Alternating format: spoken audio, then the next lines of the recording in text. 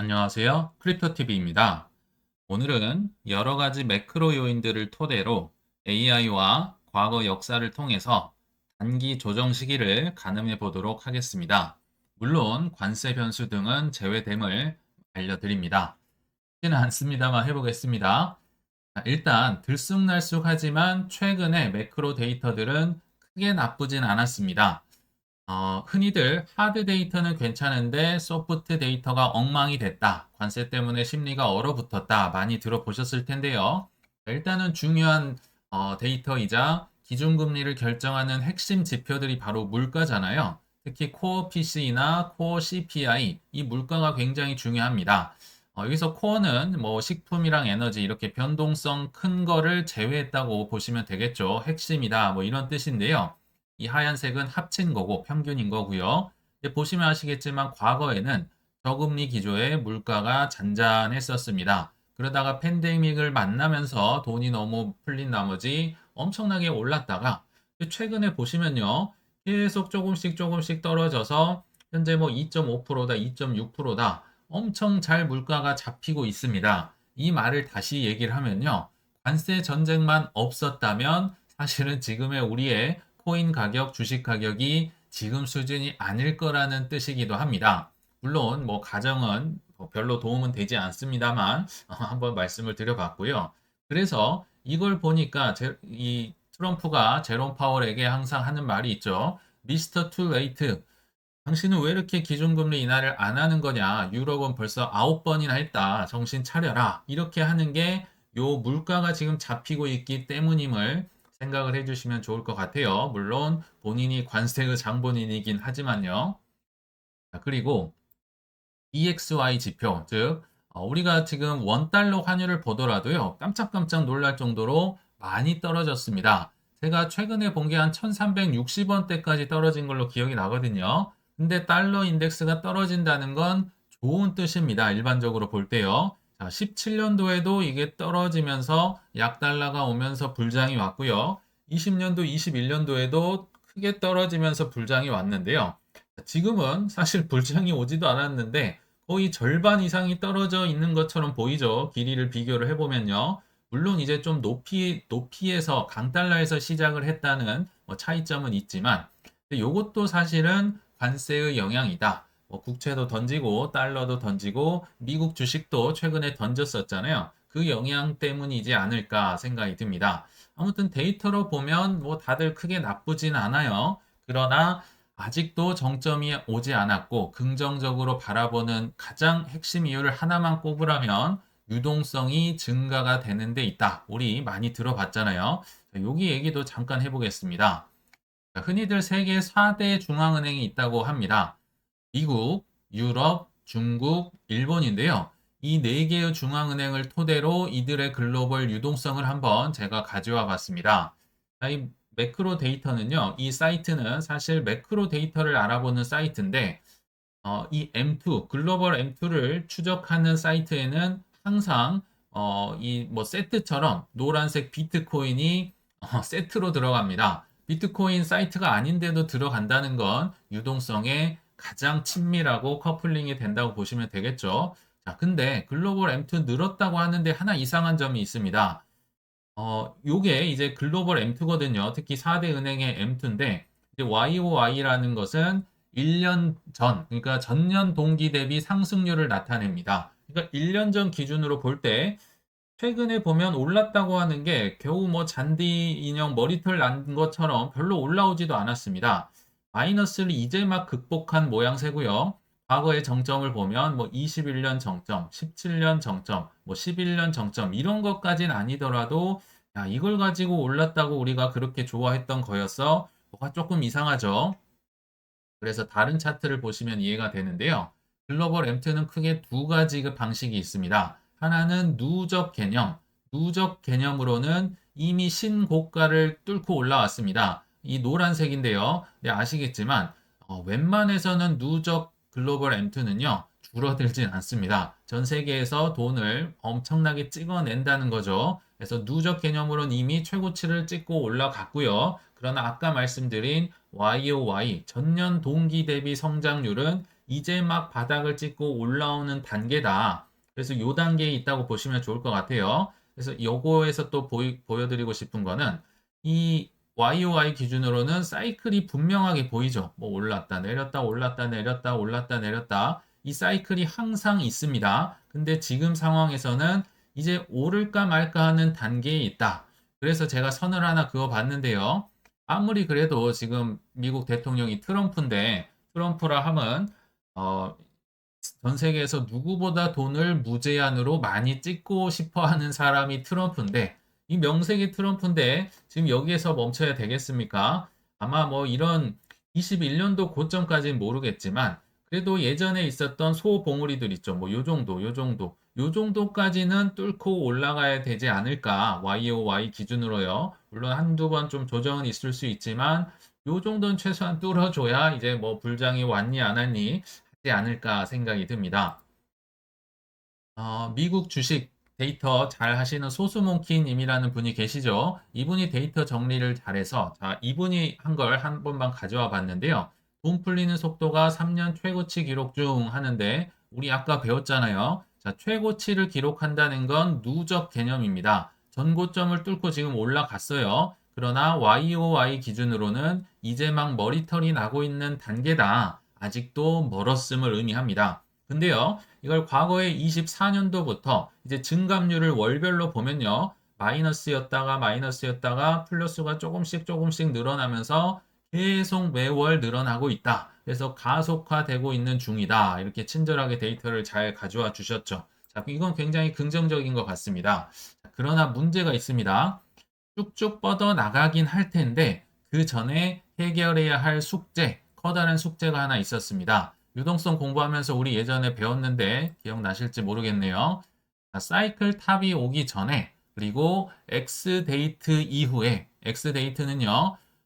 미국 정부가 돈이 딱 떨어지는 날, 즉 협상이 되는 날과도 여야가 합의해서 부채 한도를 뭐 무제한으로 하든 아니면 크게 올리든 협상을 하는 날과도 일치합니다. 그러니까 돈 딱 떨어지는 날 이후에는 TGA 통장이 반드시 채워져야 됩니다. TGA 재무부 통장 얘기하는 건데요. 참고로 영래포 통장이라고 있다고 했었죠. 그거는 의무적으로 자동 충전이 아닙니다. 그냥 패드에서요. 유동성 조절 장치로 채우고 싶으면 채우고 안 채우면 안 채워도 되고 이거는 선택 사항인데 TGA 즉 살림살이하는 통장은 반드시 채워야 됩니다. 뭐 쉽게 예를 들어보면 TGA는 와이프한테 갖다 주는 살림 통장이고요. 영래포 통장은 뭐 투자 통장이다. 뭐 해도 되고 안 해도 되고 뭐 이런 거예요. 즉 TGA 통장은 마이너스 통장 썼으니까 이제 채워야 되고 채울 때는 조금 유동성을 빨아들이면서 안 좋을 것이다. 우리 기억나시죠? 자, 이제 패드의 밸런스 대차 대조표를 한번 가져와 봤는데요. 여기 빨간색 영래포도 있고 연분홍색 TGA 잔고도 있고 이걸 둘이 합친 하얀색도 있는데요. 우리 배웠습니다. 요게 떨어질 때 좋다. 이게 떨어지고 있을 때 시중으로 유동성을 뿌려주는 거니까 유동성이 좋아지는 거고요. 얘가 올라가면 안 좋다. 유동성을 자기가 다 시중의 유동성을 빨아먹고 있는 거죠. 예를 들면 뭐 세금 낸 때라든지 뭐 요럴 때다. 그래서 요 개념을 가지고 한번 보시면 좋을 것 같아요. 여기서 하나 또 주목을 하실 점은요. 과거의 역사를 보면요. 뭐 TGA든 뭐 영래포든 썼던 적이 별로 없습니다. 이 얘기가 무슨 얘기냐면요. 팬데믹 전에는 이걸로 마술을 부리고 장난을 쳤던 사람이 없었다는 겁니다. 팬데믹 이후로 제니 앨런이라는 재무장관이 나와서 이 신박한 마술을 쓰기 전까지는 이걸로 유동성을 공급한 게 아니라 금리 인하나 금리 인상이라든지 뭐 양적 긴축, 양적 완화라든지 이런 것만 했었다는 거죠. 이게 뭐 데이터가 나와 있잖아요. 자, 근데 팬데믹 이후로 이제 뭐 채워졌다가 자, 한번 공부를 해보겠습니다. 복습해 보겠습니다. 불장이 언제 왔다? 떨어지면 좋다. 21년도 지금 이 연분홍색 TGA 잔고가 채웠던 게 떨어지면서 시중에 유동성을 뿌려줬었죠.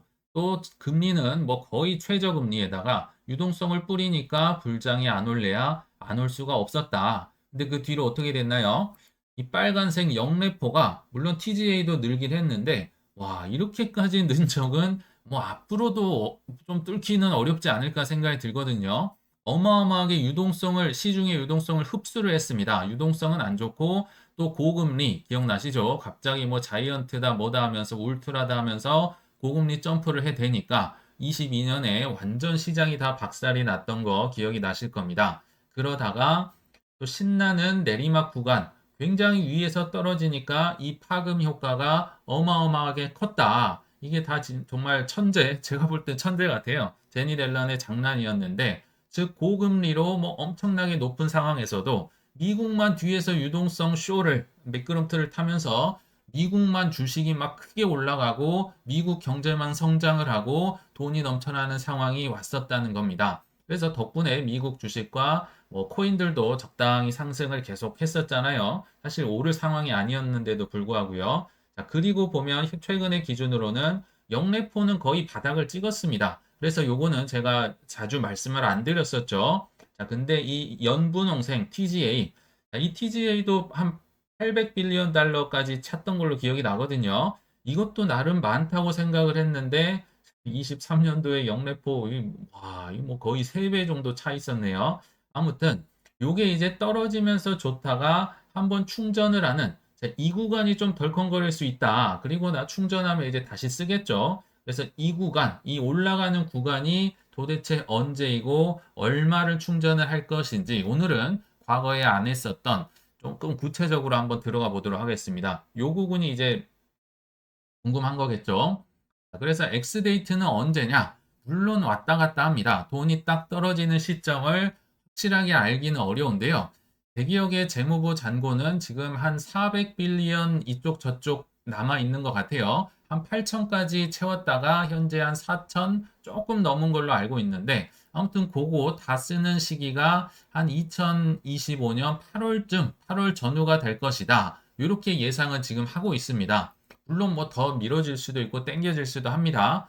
그래서 예전에 스콧 베센트 재무장관이 7월 중순까지는 부채 한도를 인상하거나 유예를 해 주십시오. 여야가 합의를 해서 좀 요거 잘 처리해 주십시오. 우리 큰일 납니다. 라고 했던 거겠죠. 자, 시기가 나왔네요. 물론 불분명하긴 하지만 8월에 만약에 엑스데이트에서 협상이 뭐 잘 이루어졌다고 해봅시다. 이것도 이제 뭐 좀 안 하고 하면 뭐 디폴트가 있네 마네 하면서 좀 흔들 수는 있지만 아무튼 8월에 딱 됐다 싶으면 그 뒤로 채워야겠죠. 마이너스 통장을 채워야 되기 때문에 그 뒤로 한두 달 좀 덜컹덜컹 할 수 있겠다 생각이 들었거든요. 자, 근데 제 생각이니까 또 뭐 챗 GPT에게 한번 물어봤습니다. 야, 언제 될 것 같고 얼마나 채울 것 같아? 일단 여름쯤에 올 가능성이 있다는 점은 챗 GPT도 동의를 하더라고요. 자, 한두 달 정도 채울 것이다. X데이트 이후로 한두 달을 채우면서 유동성이 안 좋아질 텐데 TGA를 채우는 목표 잔고는 500빌리언에서 700빌리언 정도 될 것이다. 이게 생각보다는 많은 겁니다. 제가 뒤에서 과거 역사를 보여드리겠지만 거의 예전 규모의 한 2배에서 3배를 지금 채우는 거거든요. 물론 23년도는 정말 많이 채웠지만 그거는 좀 별도인 거고요. 자, 요거를 무시하기는 좀 어렵다. 그래서 단기간에 집중적으로 차라리 단기간으로 이렇게 한두 달 내에 빨리 채우는 게 좋을 것 같아요. 이걸 질질 끌어서 좋을 건 없을 것 같고 트럼프 성격상 이걸 한 방에 이제 돈을 많이 찍어낼 거니까 많이 빨리 채울 것 같긴 한데 아무튼 단기간에 집중적으로 채우면 이때 조금 덜컹거릴 수는 있겠죠. 그래서 이렇게 하면 사실 감이 잘 오지 않기 때문에 제가 좀 조사를 해봤습니다. 그럼 역대 과거의 부채 한도 협상, 즉 엑스데이트 이후에 뭐 얼마를 채운 거야? 그리고 이게 몇 달 간 거야? 이거를 한번 쭉 계산을 해봤습니다. 어, 예전부터 있었어요. 사실 뭐 2011년도 그 전부터 이런 일은 거의 2년마다 반복되는 연례 행사긴 했는데요. 15년부터 23년까지 미 부채 한도 협상 타결일과 그리고 TGA를 리필한다는 말이 좀 재밌긴 한데 아무튼 내역을 가져와 봤습니다. 15년 이후에 협상 타결일, 리필 금액, 리필 기간, 15년, 17년, 19년, 21년, 23년, 그리고 25년 앞두고 있죠. 거의 뭐 2년마다 연례 행사 같습니다. 여기 타결일들이 쭉 나오는데요. 자, 눈에 들어오는 게 23년도만 금액이 거의 4배 가까이 되네요. 엄청나게 채웠기 때문에 이때는 시중에 있는 유동성을 싹 다 빨아들여서 별로 좋지 않았을 것이다 추정이 가능하겠죠. 그리고 기간도요. 여기 보시면 뭐 두 달, 뭐 한두 달인 것 같습니다. 그러나 8,400억 불이나 되는 돈을 840 빌리언 되겠죠. 한 네 달에 걸쳐서 이렇게 유동성 흡수를 해버리니까 이 기간이 그렇게는 좋지 않았을 것이다. 추정이 좀 가능할 것 같아요. 그래서 다 뭐 알아보면 좋겠지만 23년도로 한번 가보도록 하겠습니다. 6월 3일이었거든요. 자, 요게 비트코인의 일봉을 제가 업비트에서 가져와 봤는데요. 자, 23년 6월 3일 X데이트를 굳이 찾아보자면 여기 어딘 것 같습니다. 자, 이 이후로 단기적으로도 좀 떨어졌었고요. 자, 이렇게 표시를 한 게 무려 800 빌리언 달러가 되는 많은 돈을 한 4개월 동안 유동성이 안 좋은 시기에 비트코인이 지나왔던 길입니다. 별로 좋지가 않았겠죠. 이게 뭐 오르기는 이때 이제 하반기에 가서 올랐지 별로 좋지 않았다. 그리고 제가 6월 3일을 보면서 갑자기 떠오른 인물이 하나 있었습니다. 자, 이 음봉의 주인공인데요. 게리 겐슬러가 23년도 현충일이잖아요. 6월 6일자로 제가 긴급 새벽에 방송을 했던 기억이 나거든요. 자, 6월 6일에 이분이 바이낸스와 코인베이스를 고소하고 에이다, 폴리곤, 솔라나 등등 수많은 코인들을 증권으로 때리면서 고소를 했던 그날입니다. 아마도 이분은요, 지금 와서 생각을 해보면, 이 엑스데이트 이후에 TGA 잔고를 채워 넣어야 돼서 시장이 좀 불안정한 거를 좀 알고 일부러 이때 터뜨린 것 아닌가 하는 의심까지 할 정도로 굉장히 시기가 절묘하게 맞아떨어지네요. 아무튼 이때 이후로 단기적으로도 안 좋았는데요. 근데 이건 뭡니까? 갑자기 일봉이 쭉쭉쭉 올라가면서 미친 듯이 상승을 했었죠. 그러니까 이 구간을 빼면요. 사실상 뭐 4월부터 10월까지 내내 떨어졌고 행보했다고 보면 될 것 같거든요. 요거는 기억나실지 모르겠습니다. 블랙락이 바로 이 친구가 바이낸스를 고소하고 나서 불과 2주 뒤에 비트코인 ETF 승인 서류를 SEC에게 쓱 내밀었던 날입니다. 그러니까 이렇게 미친 듯이 올라간 겁니다. 왜냐하면 블랙락이 비트코인 ETF를 신청을 하면 99.9% 통과가 되니까. 그래서 이때만 올라갔어요. 근데 문제는 그러니까 바이낸스를 이제 거의 불구로 뭐 지금도 살아있긴 하지만 뭐 벌금 때리고 뭐 대표 감옥으로 보내버리고 완전 중국을 보내버리니까 이제서야 이 판을 키우겠다 하고 들어왔었잖아요. 근데 문제가 있습니다. 블랙럭이 왔다고 하고 신청을 뭐 냈다고 하고 ETF가 된다고 해도요. 가격을 이렇게 빼버리면 다 떨어져 나갑니다. 이때 기억나실 거예요. 비트코인 뭐 블랙락 별거 없네. 뭐 비트코인 된다고 하면서 ETF 안 되겠네. 뭐 이런 의견들이 지배적이었던 걸로 기억이 납니다. 마치 24년도 4월에서 10월까지 떨어졌던 그때 조정 구간을 23년에도 연상시키는 뭐 유동성 측면도 있고요. 게리 겐슬러도 있었고 여러 가지가 있었지만 아무튼 이런 사람들을 결국 떨어뜨리고 나서야 이때부터 이게 한 3천만 원 정도 했던 기억이 나거든요. 그러나 이게 이제 1억 원까지 거의 뭐 3배 이상 뭐 수직으로 상승을 했던 거 기억나실 겁니다. 그래서 뭐 역사가 반복이 된다면 500 빌리언 최소 요 정도를 충전하는 것도 생각보다는 그래도 타격이 있지 않을까 싶어서 말씀을 드린 거죠. 그리고 근데 또 다른 이제 우리 글로벌 유동성 차트 있잖아요. 거의 트위터에서 맨날 돌아다니는 거. 이 글로벌 M2가 늘어날 거니까 여기 보시면 9월까지는 올라간다고 돼 있거든요. 이 하얀색의 글로벌 유동성을 따라서 비트코인도 올라갈 것이다. 우리 정말 눈에 정말 잠에 꿈에 나올 정도로 많이 본 차트인데요. 그럼 이건 뭐냐? 여기에는 TGA의 리필이 반영이 되는 거냐, 안 되는 거냐? 또는 금리 인하나 인상을 할 수 있는데 그것도 반영이 된 거냐, 안 된 거냐? 이게 궁금하실 것 같아서 저도 AI와 뭐 데이터로 씨름을 하면서 제가 내린 결론을 말씀드리겠습니다. 결론만 얘기하면요. 이 글로벌 유동성은 TGA 리필이나 금리나 이런 게 반영이 안 돼 있습니다. 그 이유를 뭐 몇 가지 제가 가져와 봤는데요. 미국의 TGA 하나만으로는 여기에서 큰 변화를 만들기가 어렵다. 왜냐하면 글로벌 M2는요, 말 그대로 전 세계 중앙은행들의 유동성을 녹여냈기 때문에 그것도 미국 전체가 아니라 작은 TGA 잔고 하나로 유의미한 변화를 만들기도 어렵고, 그리고 그 대상은 어, TGA 보충을 해봤자 미국 국내 유동성을 줄이는 효과가 있긴 있다. 그 미국이 중요하긴 한데요. 미국 국내로 한정이 된다는 겁니다. 게다가 이 M2는 중앙은행의 기초통화 예금 기반인데요. 자, 요거보다는 오히려 연준이 QT를 뭐 한다든지 QE를 한다든지 금리 인상을 한다든지 요런 거시적인 게 M2 감소에 M2 증가에 더 큰 영향을 준다.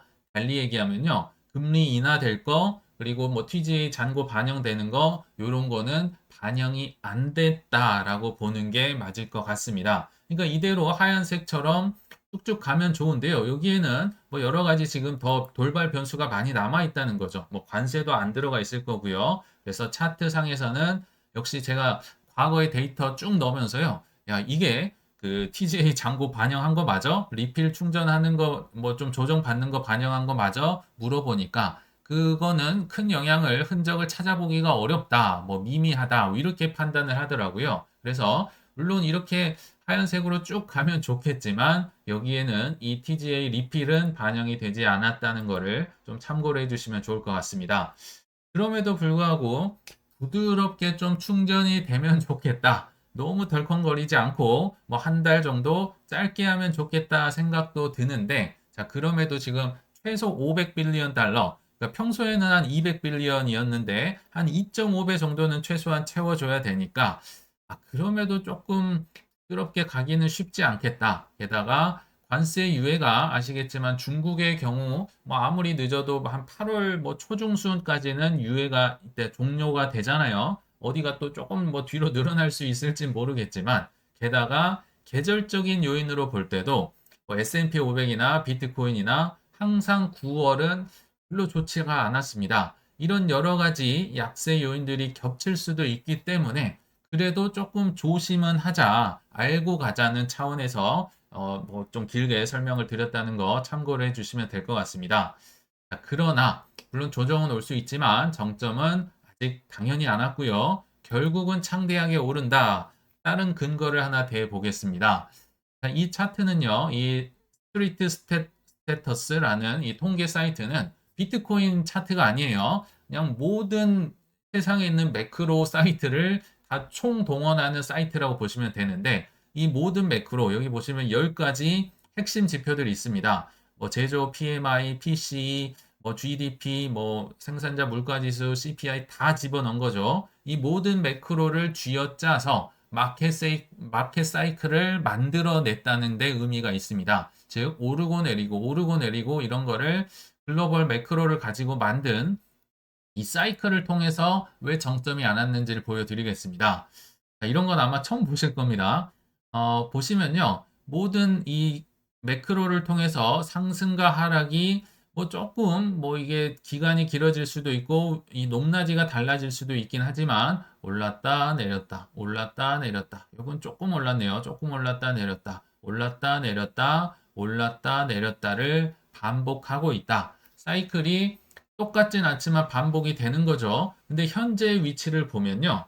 이게 지금 오르는 건지 떨어지는 건지 흐지부지 하다가 조금 고개를 내리고 있는 상황.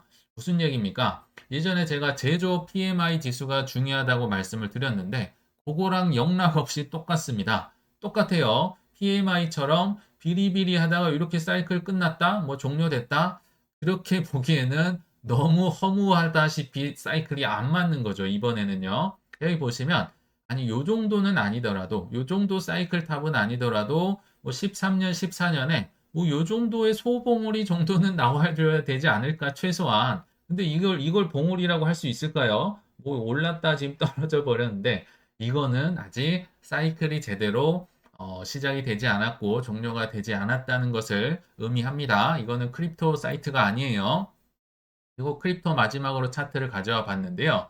자, 이 파란색이 지금 같은 선상에서 비교를 한 겁니다. 이게 첫 번째 사이클 파란색, 두 번째가 주황색 사이클, 세 번째 사이클이 초록색, 네 번째 사이클을 지금 빨간색으로 표시를 했고 현재 상황입니다.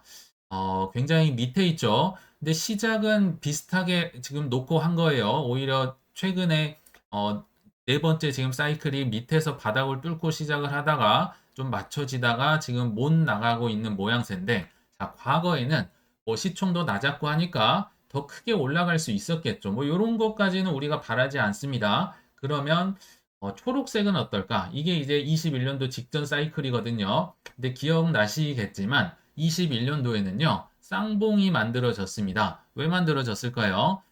글로벌 이 팬데믹 상황 때문에 유동성이 너무 몰리면서 원래는 한 21년도 하반기쯤에 저는 한 1억 정도는 갔었어야 된다고 지금도 생각을 하거든요. 근데 이 유동성이 너무 급격하게 올라오니까 그 에너지를 뺏어갑니다. 그래서 요때 좀 오른 게 아니라 오히려 이때 뭐 알트코인 난리 났던 거 기억나시죠? 즉 에너지가 양분이 돼서 생각보단 못 올라갔다 이런 생각이 들거든요. 그래서 지금 빨간색이 좀 밑에서 비리비리 하고 있지만 적어도 이 초록색 언저리 뭐 여기든 여기든 뭐 근처는 가야 되지 않을까라고 개인적으로 생각을 하고 있습니다. 여기서 끝난다는 건 여러모로 여러 뭐 매크로 데이터나 과거 사이클을 비교할 때 조금 타당하진 않다고 생각이 드네요.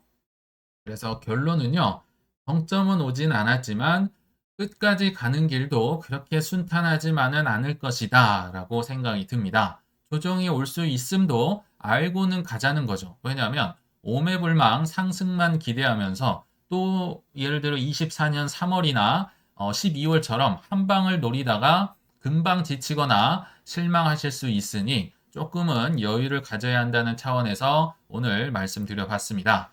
즐거운 연휴 되시길 바라면서 이만 마치겠습니다. 시청 감사합니다.